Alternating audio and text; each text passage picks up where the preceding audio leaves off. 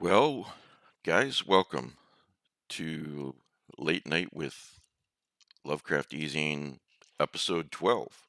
So, as always, please let me know if you're watching live. Please let me know that you can see me and hear me. So, always gives me peace of mind. All right, thank you, Alan. Brian, Darren, Alan, welcome. Everyone else who's watching, welcome. Uh, Speaking of, hey, Bill. Speaking of, I want to give a shout out to Alan Hughes, who's a panelist now. Has been a patron for a long time and has become a good friend. Um, he's done a lot for the eZine. Uh, he's a gamer and he's kept up the not only the gaming page on the Lovecraft eZine website, but the movies page. And it's just, one more thing that I don't have to do. And hell, he knows a lot more about it than I do, at least the gaming, and probably the movies too. So thank you, Alan, for being such an integral part. So, so yeah, it's late at night, and you're listening to me. Oreo is over there, laying on the other side of the room. She's not happy with me right now because I didn't give her extra food. So, but there you go. We got to have something for in the morning, Oreo. So she's eating very expensively right now. I can't keep this up unless I've got a full-time GoFundMe dedicated to Oreo's food, and I don't think that's going to fly. But Danielle and I are trying to. She can't eat the dry stuff anymore that the other cats eat, and hasn't for several months now. But we got to transition her to the canned food. Um, some of you gave to the GoFundMe for Oreo, so I just thought you might like to know the latest with her. And so tomorrow's the big day. We're going to give her some more medicine and then wait a couple of hours and try to give her some canned cat food, pate, the really soft stuff. So I'm curious, uh, how many of you guys were able to watch the Tuesday night thing? And if you did watch it, uh, were you able to watch live or did you watch later on? I'm talking about the live horror story reading. So it was a lot of fun. I read, um, oh, what the hell did I read? Oh, The Night Wire by H.F. Arnold. And we had a little discussion about it, people typing on the side chat, and me with some things that I'd looked up about it. Oh, cool. Darren watched live. I know I had live people just less than Thursday, but that's understandable because it was my first night. So yeah, for those of you who don't know, it's Thursday nights at geez, what is it? It's Thursday nights at 9 Eastern, if memory serves. Let me double check that while others are coming in. Well,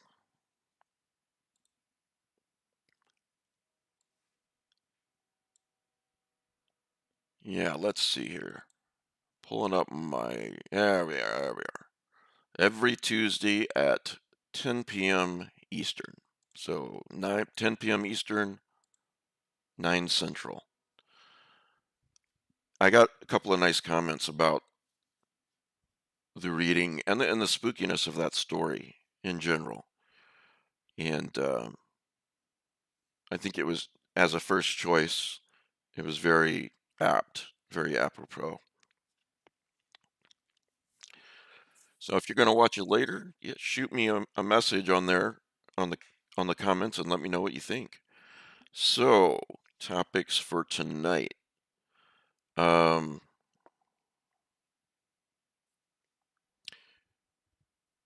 how do you know? Someone asked last week, how do you know when to give up on a book? Oh, it was a discovery for you, Alan? I wonder how many had not read The Nightwire before. I hope a lot of people. It is a really cool story. It was published in 1926, and I won't dwell on this because I talked about it on Tuesday, but yeah, I just think it's a really neat story, and it fits in. There's some, neat parallels with the internet with the Nightwire. So anyway, on to other topics. I'm glad I introduced it to some of you. How do you know when to give up on a book? Well, I guess that answer is very, very subjective, right? As I get older, I'm in my 50s now, and I don't read. I used to have a Goodreads account, but I deleted it because of the emphasis on getting books completed, reading them, and it was almost like it was a contest. Does that make sense? See how many books you're reading in a week. How many do you read in a week? How many do you read in a month? How many do you read in a year? Um, and I didn't like that because I do a lot of reading that has nothing to do with getting that particular book finished. Like when I'm reading poetry, Robert Frost poetry, or hey, I've talked about this book before, the Dictionary of Obscure Sorrows. This is not a book that you just sit down and read from beginning to end. So my emphasis, um, what is the total pages? Well, I think, well, I'll get to that in just a second, I guess. Just don't let me forget that you asked it. The emphasis was on finishing the book, whereas I just want to be reading, and my um yardstick for if I'm reading enough, I don't want it to be number of books read. Now, if you're reading often enough, of course you're going to finish a lot of books. To me, it's more like, how many hours did I read today? Did I read for 5 minutes? Okay, well, shit, I need to be doing a lot better than that. That hasn't happened in a while, but you see you see what I'm saying. Did I read for 2 hours, 3 hours? Much better. It's not whether I finished a book or not. So with that in mind, I found myself when I was on Goodreads finishing books that I found I was not enjoying. Um, but I wanted to finish the book in order to put it on Goodreads and say that I'm finished with it. Um, I want to repeat that this is very subjective, right? Whatever I say tonight, you know, take what you know you think you should take and leave the rest. But as I gotten older, I the I have less years ahead of me than are behind me, and I don't want to waste an hour or 30 minutes or whatever time reading, doing something that I don't enjoy. I mean, we all have to do things that we don't enjoy. That's not what I'm talking about. But if I've read several chapters in a book and I just can't get into it, then yeah, I do. I put it aside and I go on to the next book. because I have so many books to read. I mean, yeah, that's what you guys complain about, right? That I add to your TBRs. Okay, so what my choice is, do I continue reading a book that I'm really not into at all, or do I just put it aside and go on to the next book in my TBR, And that's what I want to do. So that's my answer to that. I don't know, Darren, you asked how many pages. I don't have a solid answer to that. I don't think it's about pages. I think it's just about, have I have I given it enough time to turn itself around, or to or whatnot. You know, one chapter is not going to do it usually, but so I give the book a chance, but not too much of a chance.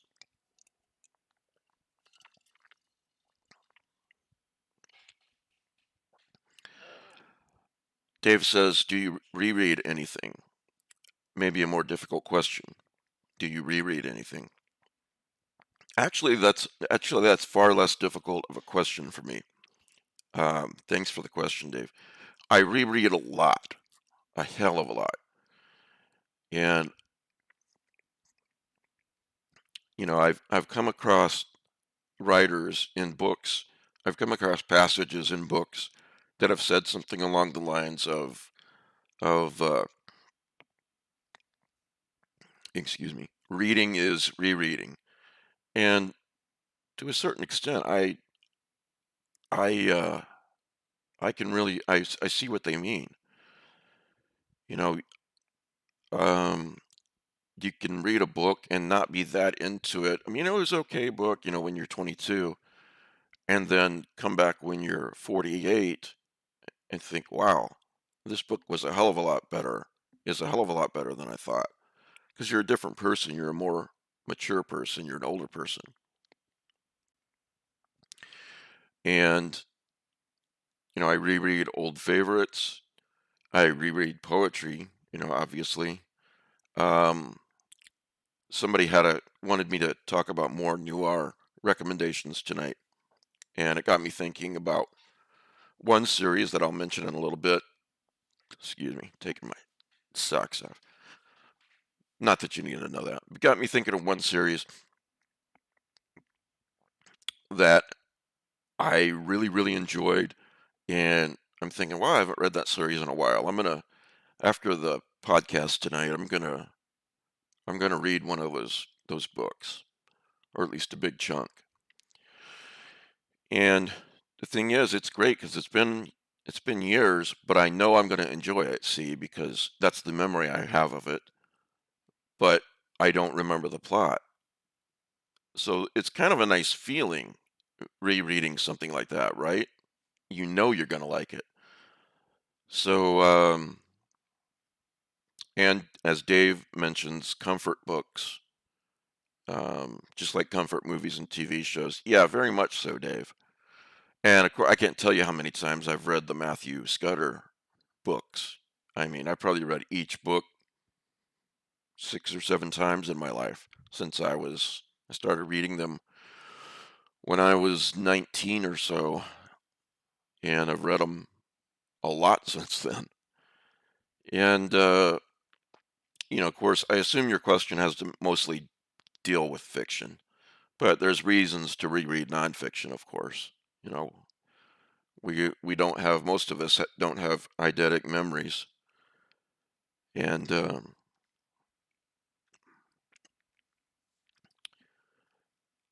Dave, something else Dave just wrote in the side chat about, found a book I loved as a kid and bought it on a Goodwill site for way too much money, but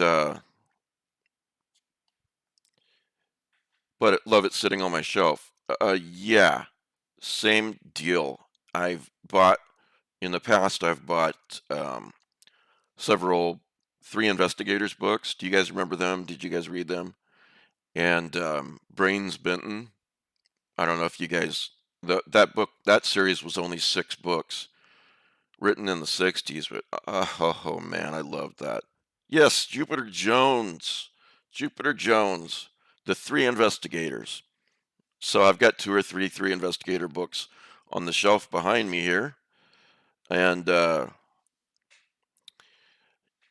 several Brains Benton's books, one or two Hardy Boys books. Although I enjoyed those more when I was quite a bit younger, like 7 or 8, and I enjoyed the Three Investigators and Brains Benton more when I was, 11, 12, 13, 14, that age.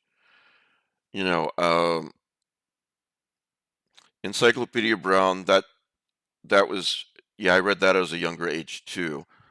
But the ones I come back to are the Three Investigators and Brains Benton. Something about it, about their their hideout in the Jones junkyard, you know, was it's just so cool, and as a 11, 12-year-old boy, or girl, but I'm a boy, but it's just that really, I love the idea of it. And in the Brains Benton books, there's two of them, two kid detectives, and they've got a secret hideout above the Benton garage. His parents vaguely know that their son is doing something with it, but they don't know what, and they don't really pay attention to that.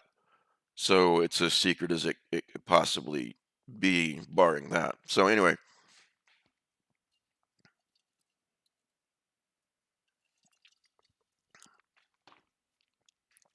well, I'll say this, Brandon. I I don't want to get into politics ever, even though I have strong feelings about it. But yeah, if you don't read, then you're really no better off than a person who can't read at all, right? So I don't understand it. Gosh, there's a lot to love about movies and TV shows, right? The good ones, the comfort ones. Lord of the Rings movies, uh, It Follows, you name it. We would talk about it all the time. But with fiction, you're inside the protagonist's mind a lot of the time, right? You're inside their mind. And some studies have shown that people who read a lot of fiction develop more empathy. And I can see why that would be. So, and I lump audiobooks right in with that. You're reading whether you're using your eyes or you're using your ears. You're still reading. And getting inside the mind of the protagonist. You're not able to do that as much. No, hard. I don't know. I can't think of any examples with movies and TV. Can you guys? Oh, geez. Thank you, Dave. All the Three Investigators books. Do you remember their hideout and do you remember the ghost to ghost hookup? This is in the 60s, right? So no internet. The way that they would get information, Jupiter Jones, who was a kid genius, thought this up. Each of the three investigators, the idea is that kids see everything, right? They're out and about. At least back then, they're out and about, and adults don't pay much attention to them. So his idea, and it's used more than once in the series, he called it the ghost to ghost hookup. I think I'm remembering that correctly, Dave. And so each of the three investigators would go home and would call five friends, and they would say, "This is what we're trying to find out, or trying to find, or whatever." And they would request that each of their five friends call five friends. And it quickly grew exponentially, as you can imagine. And in one scene, um, one of the investigators' moms is like, "The phone lines have been tied up all day. I don't understand why." And so it's really cool. And those were some really good ideas. By the way, uh, I need to look this up because I can't. I'm blanking on his name. But the the guy who created the three investigators uh, actually wrote a lot of horror. His name was, oh yeah, Robert Arthur Jr. Robert Arthur Jr. actually wrote one of my um, favorite stories, and I think I may read this one sometime in the near future. Robert, because this is such a great story, you guys. Um, Footsteps story. Yes, okay. It's called Footsteps Invisible. I may not read it because I think it's still under copyright, but I'll see what I can do about that and see if I can get permission. But if I can't, look it up. It's on Pseudopod, by the way. If you don't want to wait for me to read it live, just go to Pseudopod and type in Footsteps Invisible. So he gave us this gem of a story and a lot of other stories, and he gave us the three investigators. And um, it's such a gem of a story. I think I'll just stop there with the story. But I lump it in with stories like um, The Night Wire. That just kind of come out of nowhere and they're so surprising. And I first read that story as a kid, Footsteps Invisible, and years later as an adult, I was still thinking about it, not remembering the title or the name of the writer, but by that time the internet was around, and I remember Googling it and finding it and rereading it, and it held up after all these years. Um, so I don't know how yeah, okay, let me go back up. They did have I think they had three secret passageways to get in and out of their clubhouse, and they called the clubhouse headquarters. Um, Okay, Mark says, I am envious. By the way, guys, thanks for spending your Thursday late night with me. Mark says, I am envious of anyone who grew up reading ravenously. It was very hard for me. To this day, I still struggle with it. At least now I know it's due to my ADHD, and I've gotten better at finding books. Um, yeah, I'm sorry about the ADHD, and I can't I don't know what that's like, but I am close to someone who has that, very close, and I can I can sympathize. I read The Monkey's Paw when I was a kid, Darren. Um, yeah, no, it doesn't make you a bad person, Brandon, if you don't read fiction at all, but you are depriving yourself of something very enriching, as you wrote, and you might find that you have less empathy. You know, like I said, studies have shown that, but doesn't mean you're a bad person if you don't read. I just don't understand it. Um, Alan says, one thing I miss about being younger is the time I had to sit down and read a book in a single sitting. Yeah, yeah, that's very true. Um, a friend said to me maybe 20 years ago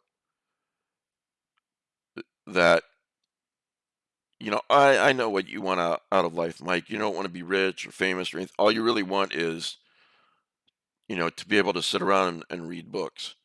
And it's not quite that simple. I do want other things, but I said, yeah, now I just got to figure out how to get paid for reading books.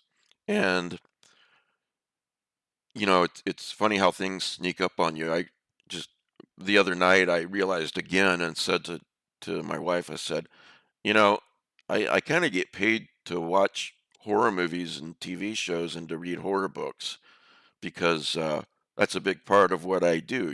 reading them for uh, reading the guests' book, upcoming guests' book, recommending horror books, and so do I get paid a lot? No, but I sure appreciate the patrons I have that are making sure I get paid something. So I know how lucky I am, and I appreciate it. All right, how did I get on that? Did I miss? You guys tell me if I missed anything. Um, so to circle back, how do you know when to give up on a book? I just think the older I get, the more I realize that I want to spend my time doing things that I enjoy as much as I can. We all have parts of our day that, we'd rather be doing something else, I'm sure. But that said, to the extent I can control it, I don't want to spend another 5 hours on a book that I'm not really enjoying, so.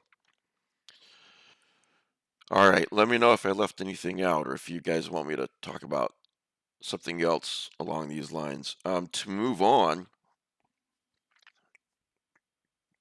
another question, I'm sorry, I forget who asked me this, is someone wanted more noir recommendations. Um, I was talking about the Matthew Scudder books last week, I think, and somebody wanted some more recommendations.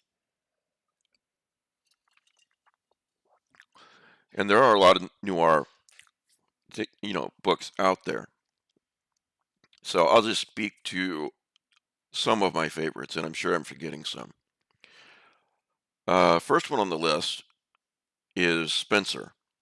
Um, and I do think that if you read Spencer, you should start at the beginning. I think the first book came out the same year as the first Matthew Scudder book came out, 1976. Yeah, especially those old classics. I'm talking about more like newer stuff. I'm going to dwell on that mostly. But you're absolutely right. The Big Sleep, all that stuff, very noir. But there's modern noir too, lots of it. The Harry Bosch books and series is very noir. In fact,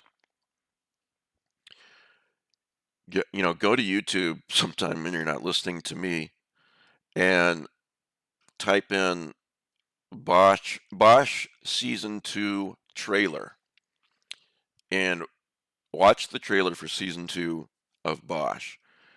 And this is such a noir trailer for season 2. I love it. It just screams noir. Yeah, the God Wolf manuscript. The Spencer books are I really enjoy them. They're not multi-layered in the way that I would say that some of my other recommendations are, but in some ways they are. Spencer knows what he wants out of life, and he goes for it. And he's a very simple man, and I say simple in the way that I always strive to be. To you know, uh, the Thoreau simplicity. You know. Um, Later on in the series, someone says to Spencer, he goes, "You've been small time your whole life," and this doesn't bother Spencer at all because you know uh, that's exactly the way he wants his life to be. All right, so the Spencer series, I would definitely recommend starting at the beginning. In fact, all of these. Charlie Parker, I think I've touched on the Charlie Parker series before, but the Charlie Parker series, again, read it in order, but it's very noir, and they are, in a way, they're horror books, and they're supernatural books, but they're done. He puts that supernatural in so cleverly that it seems just so real. You're reading about this real guy, and then he sees the ghosts of his wife and daughter, especially his daughter, on the outskirts of his property a lot of the time. Um, it's just done very well. The The Charlie Parker series by John Connolly. Isaiah Coleridge, yeah. Um, why am I blanking on Isaiah Coleridge? Because I know I've read them. Hang on a second. My brain does this. Apologize. It's called fibrofog. Oh, Lairs, of course, one of my best friends. Duh. I need to get some more sleep. Yeah, Isaiah Coleridge. Um, Laird is, I mean, he's one of our best living writers. And I hope you're not watching Laird because you're going to kill me for my brain skipping a groove for that. But, and he's got a new collection. It's not Coleridge, but he's got a new collection coming out this fall in September. So, yeah, Laird's tough. And, you know, and after he got out of the hospital, he knew exactly what he had to do to get himself, to get himself back where he needs to be. And he's still in a lot of pain. But, he never complains about it. When we talk on the phone, he's just, we sort of like two old men telling each other about our pain. Next thing we'll be talking about the weather. But yeah, he's very tough, especially mentally. And of course, we're all tougher when we're younger for the most part. And he had to be certainly the way he grew up and into adulthood. And he's one of the scariest writers I know. I mean, by that I mean his ability to, you know, really effectively build a sense of dread and horror when you're reading a one of his books, one of his short stories, and it's amazing. If the world was a just place, Laird would be as well known as Stephen King, or at least somewhere around there. Excuse me, headphones are probably making noise. Um, yeah, yeah. That Coleridge series is extremely noir. I mean, extremely. Um, Travis McGee.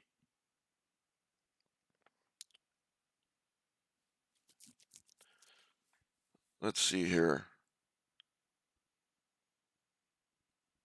Repairman Jack. That's what I was looking for. Edward said Repairman Jack is not exactly noir, but he takes on cases or fixes like noir heroes. Yeah, that's true. And they're really fun books.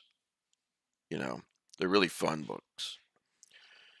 By the way, you can read, if you haven't read Shiva Open Your Eye, you can read it online. Just Google it. It was published online somewhere years ago, you know, with his permission, of course.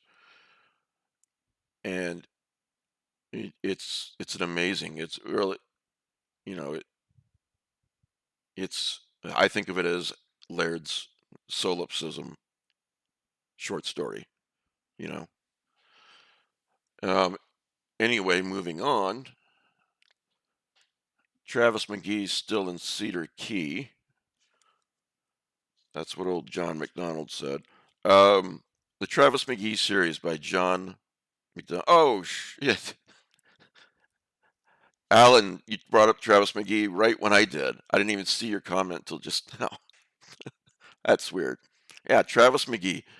Each of the book, if you haven't read them, each of the books in the title, there's a color in the title, if memory serves. It's been years, but I remember one of Travis McGee's sayings was that he took his retirement in chunks.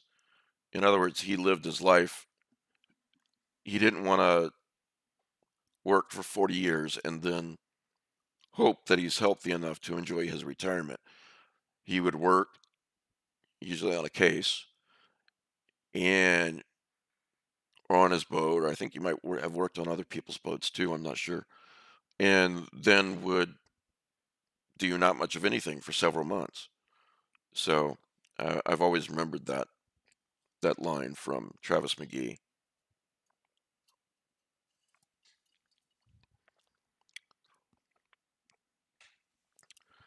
I guess if I told, yeah, it would be a major spoiler if I said how the final book ended. But do you remember that, Alan? Um, the revelation at the at the end of his book, final book, Travis McGee. So, um, anyway, read those. Okay, so in the course of you know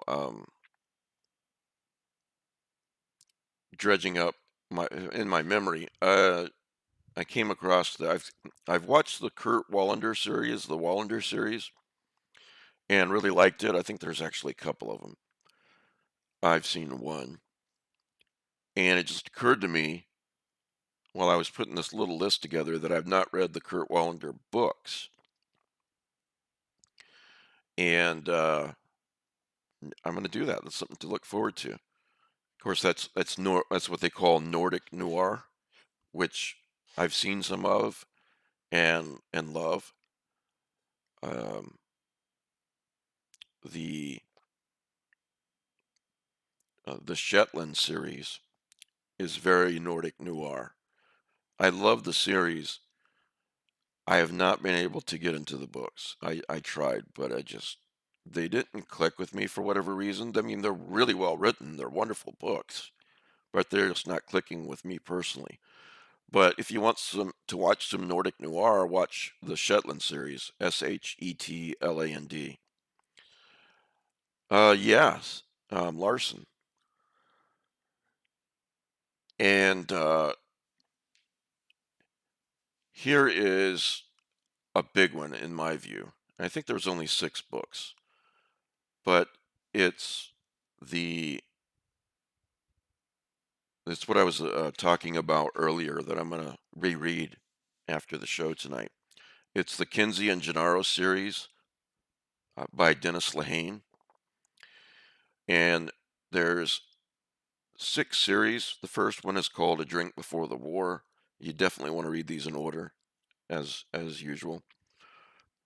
The second one is titled Darkness Take My Hand. And for my view, Darkness Take My Hand is absolutely, they're all 6 are wonderful, wonderful noir books, but Takes My Hand is the very best one of the bunch. So check those out. I I pulled them up on Kindle years ago. I read them in paperback, and then like I don't know, 5 years ago, there was this sale where all 6 of them were like $1.99 each, and I was like, I know I'm going to read them someday, reread them someday, and I snagged those up. Um, and I read them again at that time, and on Kindle, and you guys know me with the highlighting, right? Um, here's a couple of passages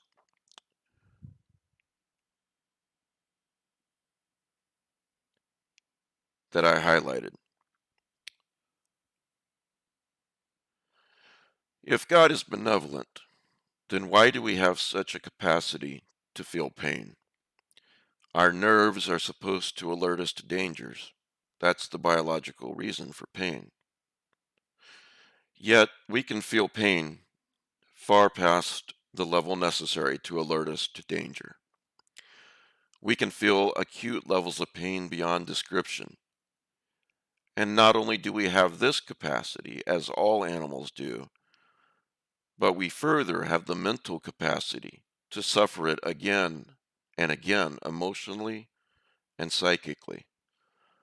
No other animal shares that capacity. Does God hate us that much? Or does he love us that much? And if neither, if it's just an arbitrary flaw in our DNA, then isn't the point of all this pain he's given us to inure us, make us as indifferent to the suffering of others as he is? Now, regardless of whether re- you know, how you feel about that, that's powerful writing. The religious part of it. I mean, it's really powerful writing. That's from Darkness Take My Hand. Um, that's the one I'm going to reread tonight. You know, um, and I highlighted the hell out of that thing. And then I guess I would my three favorites are the Matthew Scudder series, the Charlie Parker series, and the Kinsey and Gennaro series. And I have not read the Harry Bosch series, the books, but my wife has, and she loves them. I haven't been able to get into them. I love the series, but I haven't been able to get into the books.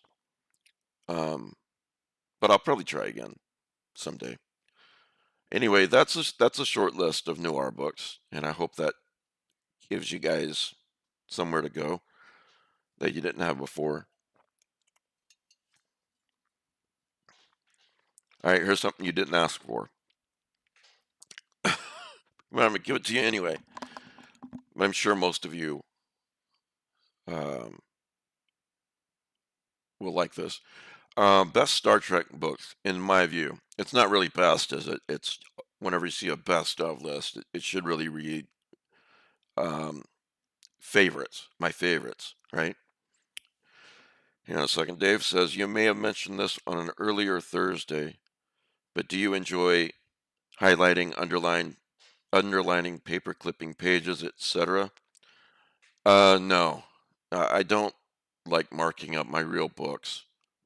Real books, they're both real books. My print books. I I I don't know. Um, but I really love highlighting my Kindle books. It's another reason why is you can see all the highlights in one on one screen if you want, and you can make notes next to those highlights.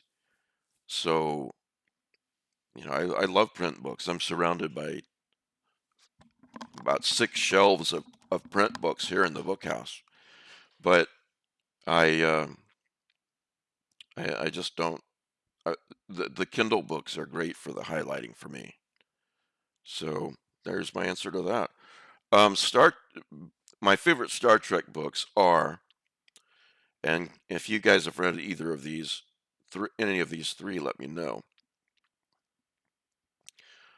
Ishmael is the title of one. Time for Yesterday, another one, and Federation takes the prize. Federation, its timeline is is vast, and it's before the original series and goes to even after the next generation, and it's so well done. I have not read the Lock and Key graphic novels. Um, Ishmael is about, well, I've actually got it right here. The Enterprise is on a peaceful mission at Starbase 12 when a bizarre cosmic phenomenon causes a Klingon ship to suddenly vanish, along with Spock aboard for the ride. Spock's last message from the Klingon ship is cryptic and frightening. The Klingons are traveling into the past, searching for the one man who holds a vital key to the future. If they can kill that man, the course of history will be changed and the Federation will be destroyed. All right, this has been done before, right? In the movies by the Borg too. Uh, but I think it's done best here. And it's just this innocuous paperback book, but I've read it several times. It's so well done. It also alludes to something I'm sure you guys know this, but Vulcans, they don't they don't rein in their emotions because they have no emotions or very little emotions. They learn to rein in their emotions because their emotions are so powerful, far more powerful than humans, in both directions. And here's a passage from this book. They're trying to figure out where Spock is. Spark. And they're talking to a Vulcan on the base who is a historian. Uh, and he's, I believe, almost 400 years old. And they're looking for something historical that might help them. I guess that's all the background you need. But so Kirk and McCoy and this Vulcan and uh, one of Kirk's bosses, an admiral, is in there. And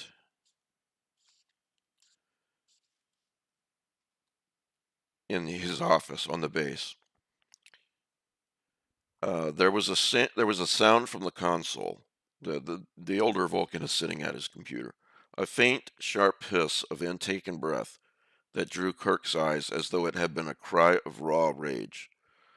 Trey was standing, gazing at the screen before him, the green flicker of its lights playing across the eroded lines of his face. Even in the stillness, he seemed to smoke with wrath. His voice was perfectly uninflected. I fear not, Captain. The dark folds of his garment caught the sheen of the lights as he moved down toward them again. It seems that the Imperial representative is not so foolish as we had thought. He has wiped all the reports. Only Kirk, a historian himself, understood the extent of the Vulcan, calm and control behind those expressionless words. He knew himself to be only a dabbler on the fringes of the field, a dilettante, a history major rather than a historian. Yet he still felt a hot blaze of anger that anyone would destroy a historical record.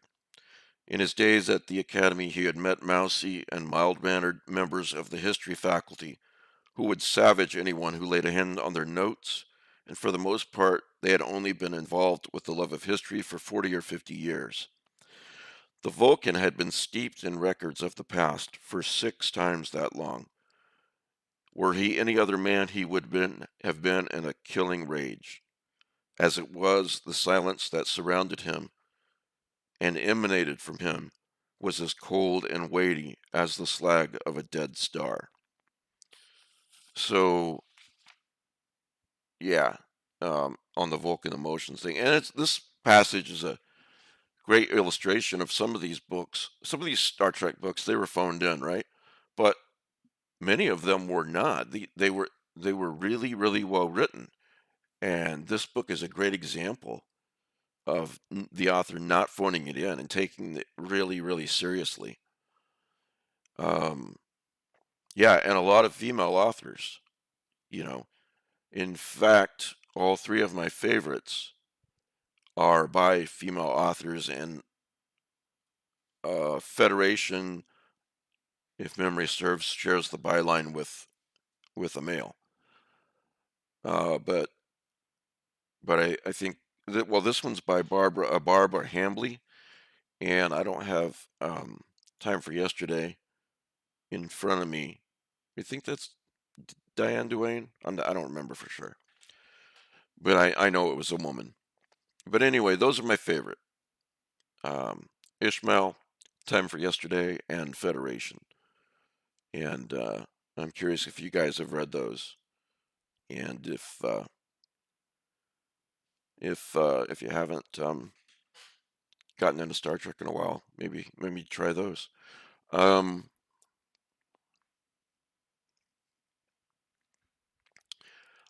I was a few days late, of course, but I posted the Cursed Films blog post, guys.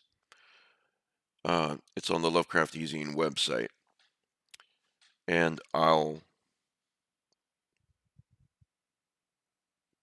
I'll read that real quick right now. Um, and I didn't do the best thing. The title is Five of My Favorite Books About Cursed Films and Strange Films.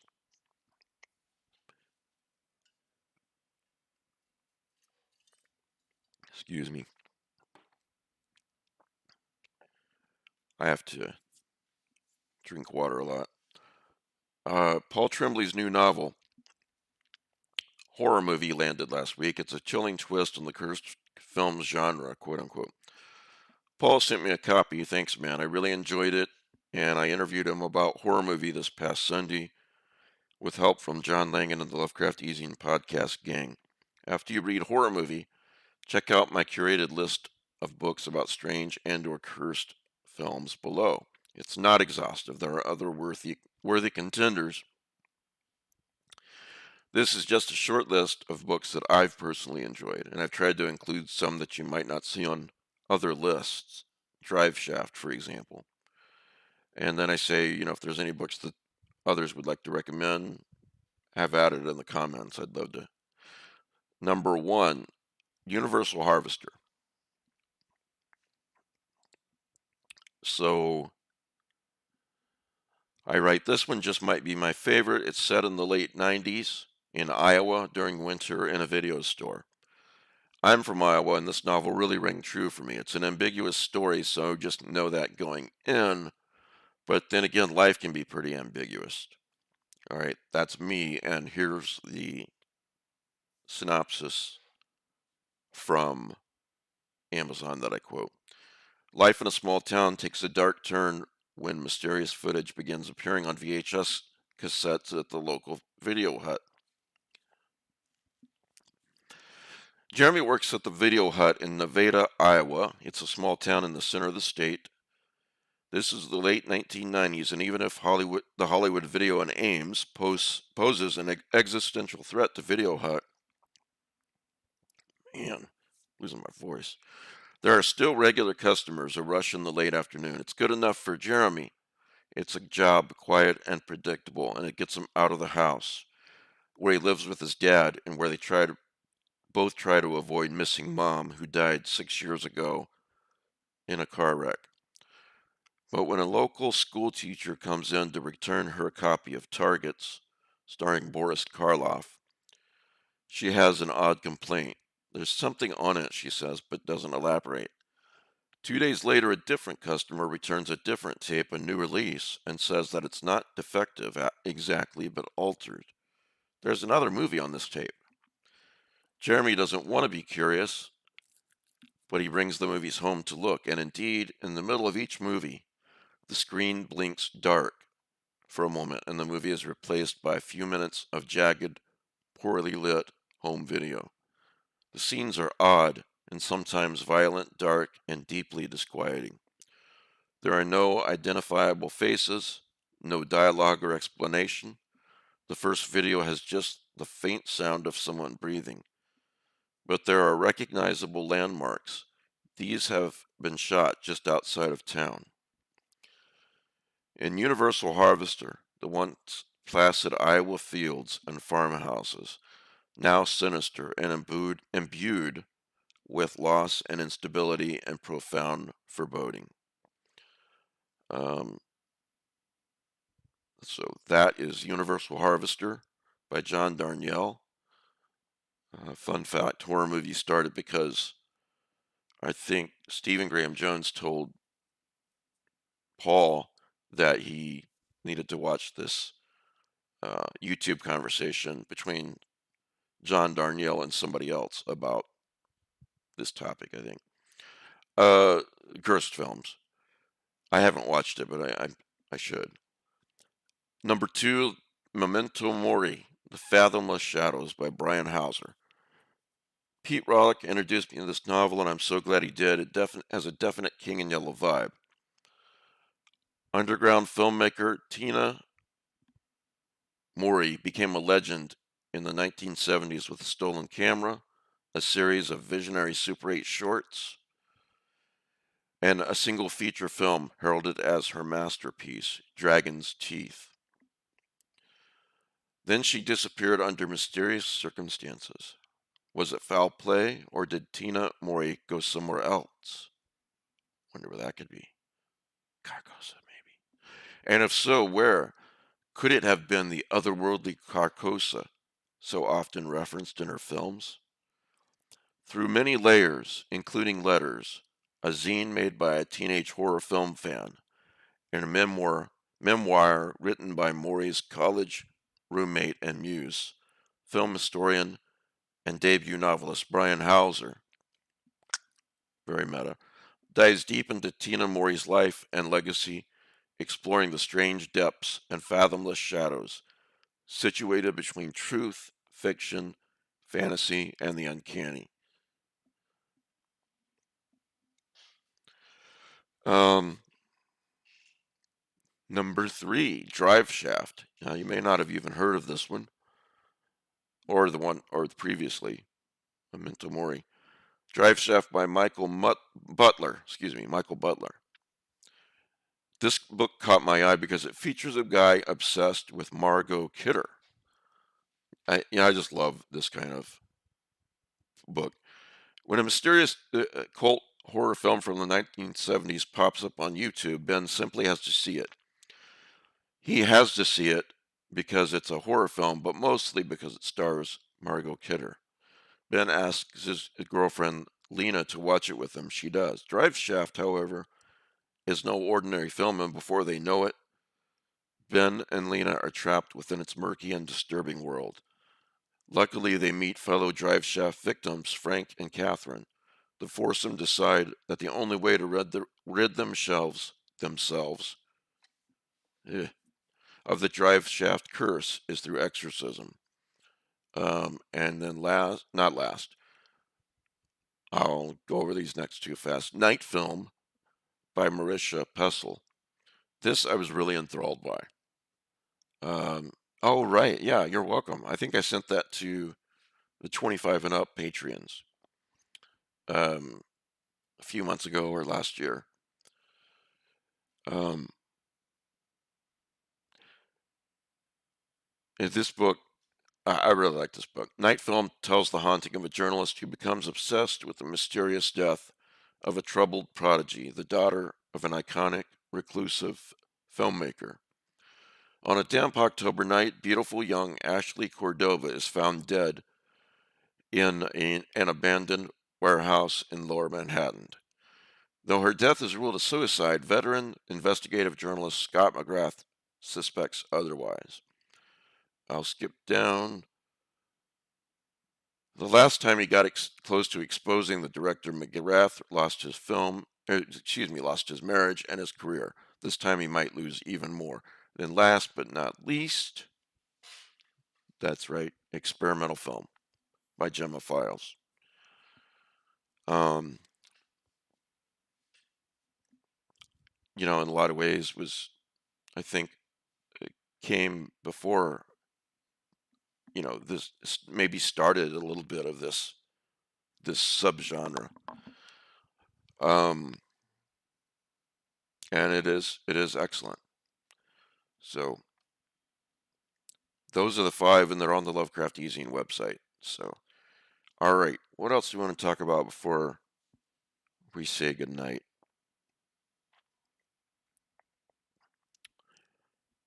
Star Trek books. Dave says, do you have any late night reading snacks? Cereal, chocolate, coffee? Yeah, Joe would be having a cigarette and tea. I miss Joe, man.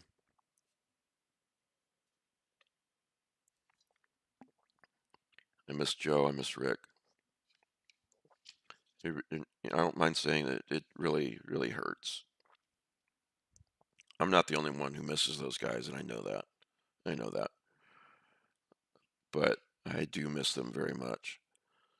Um, Shout out to Donald Sutherland, yes, who died today. Uh, Food and reading, they do mix well for me. But used to be when I was a kid, I could not sit at a table and eat like a sandwich or something without a book at the table. Not during dinner, obviously, um,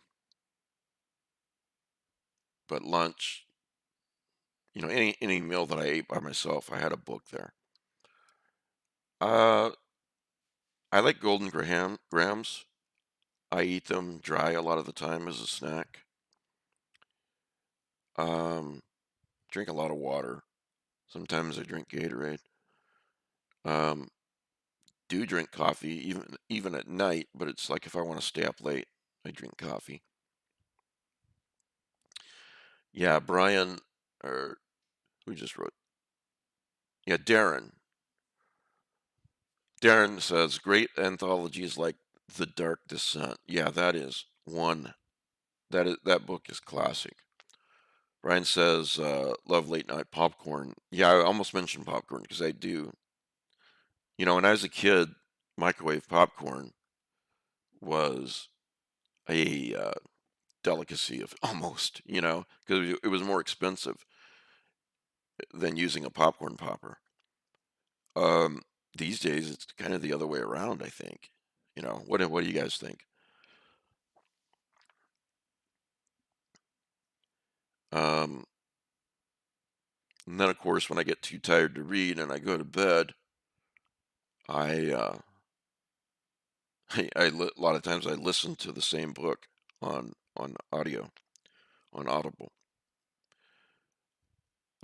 Yeah, man, you're making me crave popcorn. Uh, by the way, someone recommended Ghost Story to me, the book. I have read a lot of books in my life, but I'd never gotten to Ghost Story. Um, I think because I didn't care for the movie all that much, but of course that doesn't mean a damn thing. I, as with any movie compared to the book. But I started reading it a couple days ago, and man, yeah, it's a creepy book, even from the beginning. Um, I was on a panel with Peter Straub once a few years ago. Really nice guy, very talented guy, very nice guy. Um, yeah, the beginning of the book and the beginning of the movie are very different. So anyway, I'm on the first chapter of Ghost Story, and I'm already highlighting a lot. I actually had it in my Kindle library from a $1.99 sale a while back, and I thought, yeah, I'll read that someday. And then when I went to look it up, I had forgotten that I had it, and then it came back to me. So, oh, yep, there it is. I already own it. So those $1.99 daily sales are great. Sometimes days will go by and I don't get anything, and then sometimes a couple days in a row, some books will pop up that it look very interesting or that I've already read and I know I want to reread all that stuff. Um, so anyway,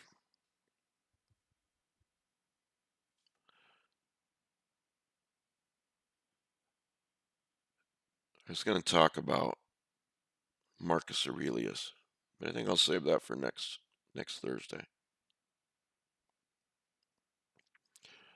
I I did. It struck me that there are so many mental tools to help with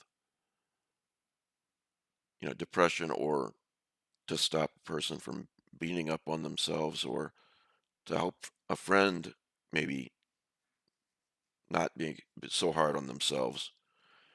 And I said that to someone today. This particular line, it's not a line, but this particular sentence. Um, but I think it really puts it in the perspective. And this person was kind of beating themselves up because they forgot to do something that is important, but they can do it tomorrow. Um, but he's really beaten up on himself that he didn't get it done today. And I said to him, and I said, "Oh, okay." I guess that means you're not perfect. And he looked at me and he kind of laughed and he goes, yeah, I guess it means that. So it's something, I don't know if somebody told me this when I was younger or if it was just a sentence that occurred to me, but sometimes when I'm beating myself up, I'll say it to myself. Oh, you mean, so what are you trying to say, Mike? You're not perfect? Right, you're not. Okay, so it's not your mistakes so much as it is what you do about those mistakes, right? So what are you going to do about it? And